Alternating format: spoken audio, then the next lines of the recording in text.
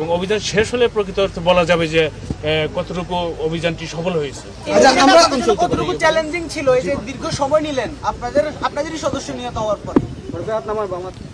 আচ্ছা, আপনারা অভিযান চালিয়েছেন ভোরবেলা, কিন্তু আপনারা বলছেন যে রাত থেকে ওরা এই ধরনের প্রোটেকশন দিয়ে রাখছে, খবর পেল কিভাবে? না সেটা এটা দেখেন অনেক বড় একটি অভিযান। এটা এখানে 3000-এর অধিক সদস্য এবং বিভিন্ন বাহিনীর অফিসার ফোর্স এখানে ইনভলভ।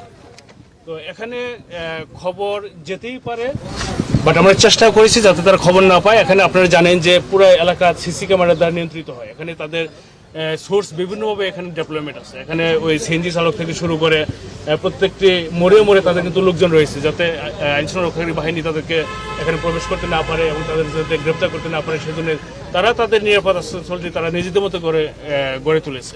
আচ্ছা, একটা জানলাম যে কিছু অস্ত্র উদ্ধার হয়েছে, কি পরিমাণ হবে বলে? এটা যে আমি বললাম যে আসলে বিভিন্ন সেক্টরে আমরা অভিযান করতেছি। আসলে আমরা একটা সেক্টরে ছিলাম, আরও বিভিন্নজন বিভিন্ন সেক্টরে লিড দিচ্ছে।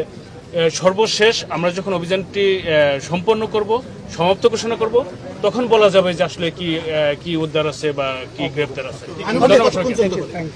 এটা যেহেতু একটি বড় এরিয়া, এটা আমরা পুরো এলাকাটাই আমরা তল্লাশি করব এবং যত অপরাধী এখানে আছে তাদেরকে গ্রেপ্তার আমরা সর্বাত্মক চেষ্টা করব।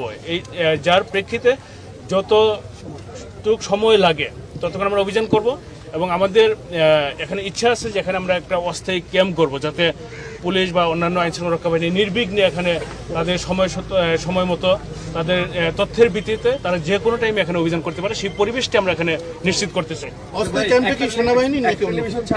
না, ক্যাম্প আমরা চাচ্ছি যে এখানে আমাদের যৌথ বাহিনীর ক্যাম্প হবে। এখানে বিভিন্ন বাহিনীর সদস্যরা থাকবে, যাতে আমরা সমন্বিতভাবে এই জঙ্গল সলিমপুর, যেটা একটি অপরাধীদের আস্তানা হিসেবে পরিচিত, আমরা এটাকে এই আস্তানা হিসেবে যাতে পরিচিতি না থাকে সেই জন্য আমরা কাজ করতে চাই।